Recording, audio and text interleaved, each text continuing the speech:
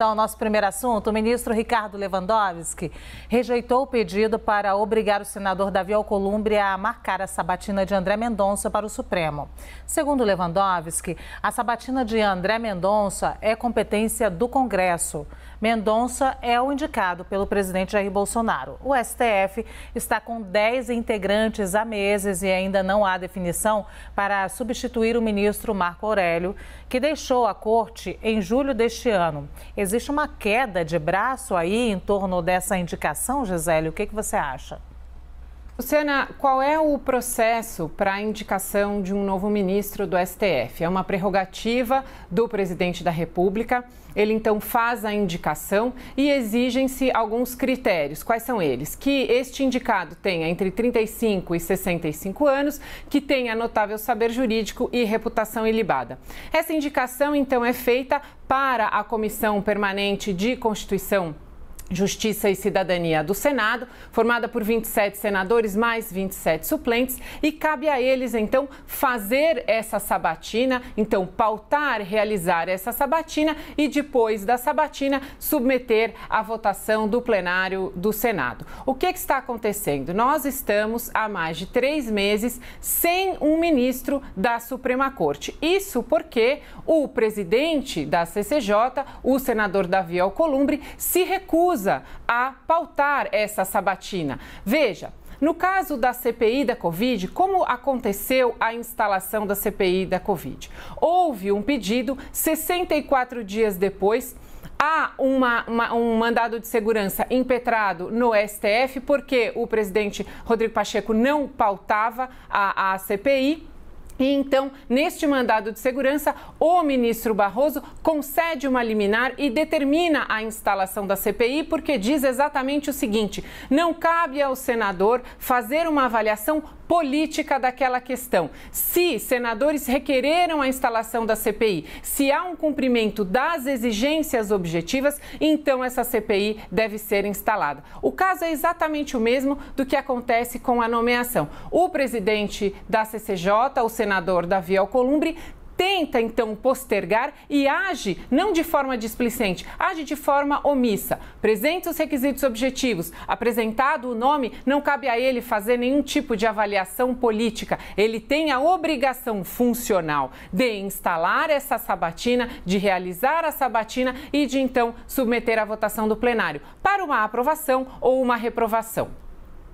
Muito obrigada, Gisele. Mas você acha, só para arredondar, que a gente está faltando um ministro na Suprema Corte esse tempo todo, está prejudicando a gente? Sem dúvida nenhuma, Luciana. O ministro Marco Aurélio, aposentado, ele tinha mais de 2.000 processos sob a sua relatoria, então sob os seus cuidados. São eles ações originárias e também recursos. Veja, nós temos o risco de empate em julgamentos. Nós temos mais de 2.000 processos que aguardam um novo ministro para atuar. Não há nenhuma justificativa para que não se tenha essa posição ocupada por um novo ministro. E aí, discordo do Bruno com relação à questão da suspeita de proximidade com o governo. Todos os ministros indicados tinham proximidade, tinham a confiança do governo federal quando foram indicados. Inclusive, o aposentado ministro Marco Aurélio tinha até uma relação de parentesco com o nosso ex-presidente Fernando Collor de Mello. Portanto, essa suspeita de proximidade com o governo federal, isso não se justifica. Afinal de contas, se é uma prerrogativa do presidente fazer a indicação, por óbvio que ele fará a indicação dentre as possibilidades de alguém que, para ele, tem reputação ilibada, que tem notável saber jurídico e que irá contribuir para a corte. Essa não é uma justificativa aceitável e agora, sem um respaldo judicial, é preciso que o Senado, então, busque no seu regimento interno qual é a forma de fazer com que haja e não seja mais omisso o senador Alcolumbre e que ele paute finalmente essa sabatina, porque ele causa um grande prejuízo ao país. Nós estamos aguardando que ele faça essa nomeação,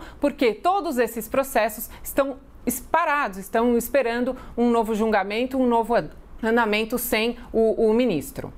Muito bem, vamos ao nosso próximo tema. Vamos falar sobre eleições. O Tribunal Superior Eleitoral deu início à inspeção dos códigos-fonte das urnas que serão utilizadas nas eleições do ano que vem. O sistema foi aberto para especialistas em segurança e tecnologia da informação.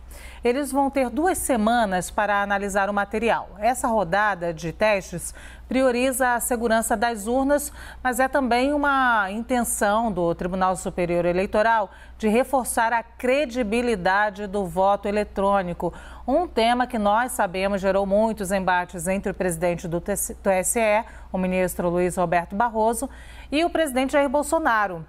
Esse pode ser um começo de um caminho para acabar com as discussões, Gisele, de possíveis fraudes nas eleições, nas urnas eletrônicas? É uma boa tentativa, Luciana, mas qual é a preocupação do eleitor? A preocupação do eleitor é saber se o seu voto naquele candidato foi realmente computado como um voto naquele candidato. Quando há o voto em papel, o eleitor pode ver e depois essa conferência é feita na contagem.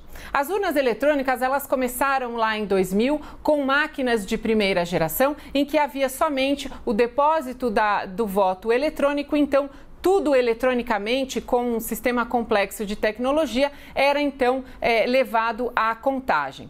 Depois, já nos anos 2008, mais ou menos, muitos países no mundo, na Europa, nos Estados Unidos principalmente, começaram a questionar essa urna eletrônica, essa forma de votação, justamente por quê? Porque foi retirado do eleitor aquela certeza de ter a possibilidade de fazer essa verificação, essa auditoria, que é a mais importante de todas, que é a auditoria do eleitor. Então vieram as máquinas de segunda geração que recolhem o voto eletrônico, mas que imprimem o voto para que haja então uma segurança nessa recontagem. Atualmente há máquinas de terceira geração, em que há o voto eletrônico e o escaneamento. Então, nessas máquinas de terceira geração, é possível que o eleitor faça realmente esse acompanhamento do seu voto.